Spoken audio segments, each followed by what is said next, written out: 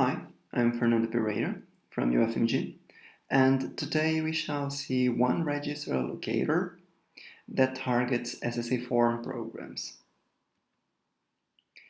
The algorithm is mostly based on this theorem, which was proven to be true in 2006 in the paper Register Allocation for Programs in SSA form. The theorem says that for any click in the chordal graph that represents the interference graph of a program, there exists in the program a label where all the vertices in that click interfere. We know that the nodes in a click interfere with each other. Then, for any pair of them, the dominance relation is well defined. So dominance for these nodes form a totally ordered set. Therefore, we know that all the variables must be alive at the definition point of the last variable in this ordering. This theorem gives rise to a register allocation approach called decoupled allocation. The idea is that we can evict variables to memory without worrying about assigning registers to them until we lower the number of variables alive to k, where k is the number of registers that we have. I mean, at any program point, the maximum number of variables will be k. After that, we can assign registers without really having to worry about spilling. This approach is nice because it's considerably simpler than having to worry about register assignment and spilling together.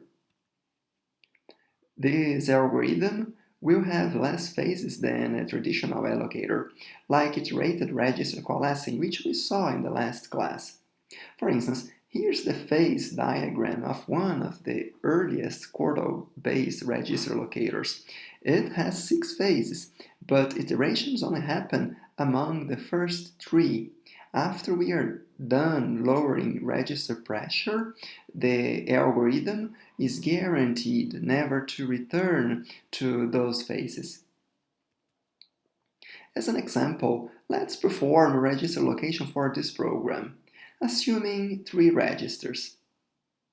We start building the interference graph, which is here on the right side.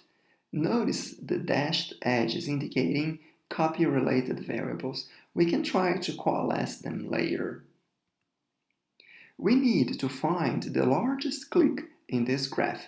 In this example, the largest click has 4 nodes.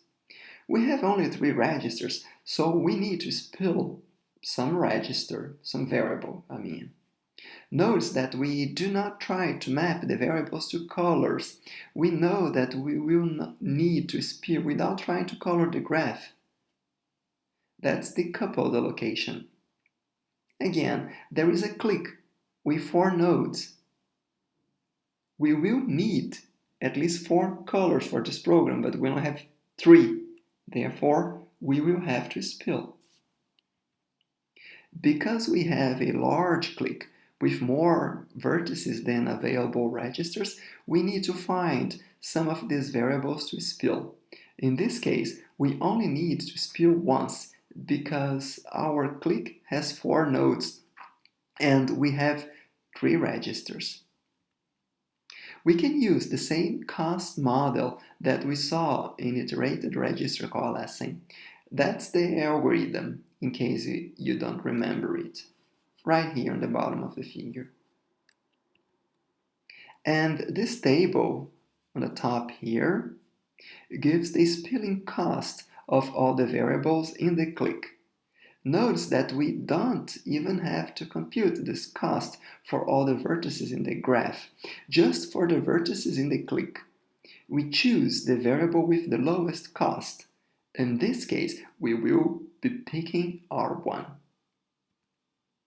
Then we replace R1 with new variables. Each new variable has a micro-live range.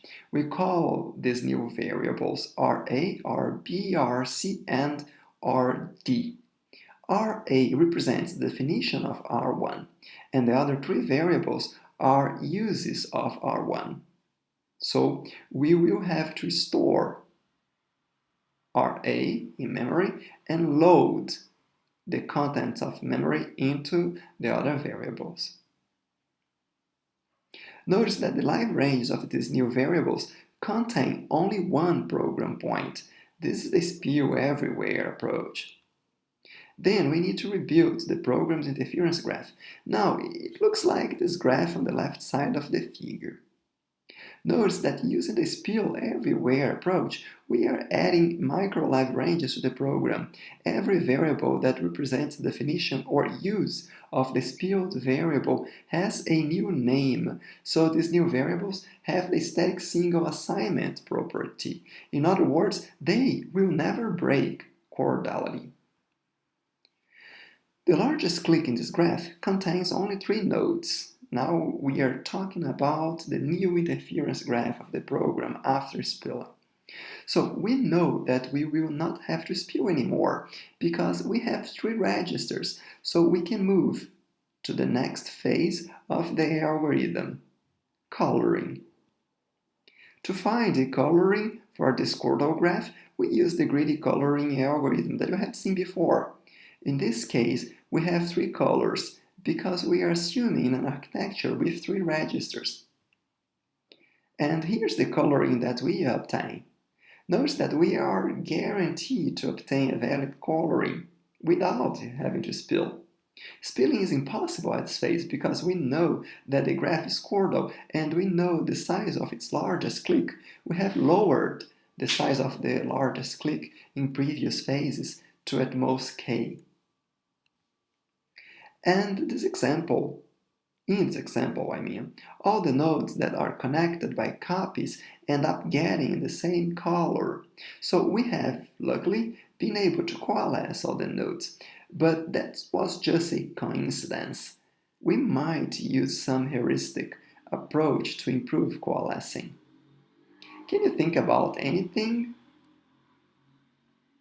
One of the problems with coalescing is that we might break chordality if we merge nodes, like we did before in iterated register coalescing. But there are simple alternatives to preserve chordality, and they still perform some coalescing proactively.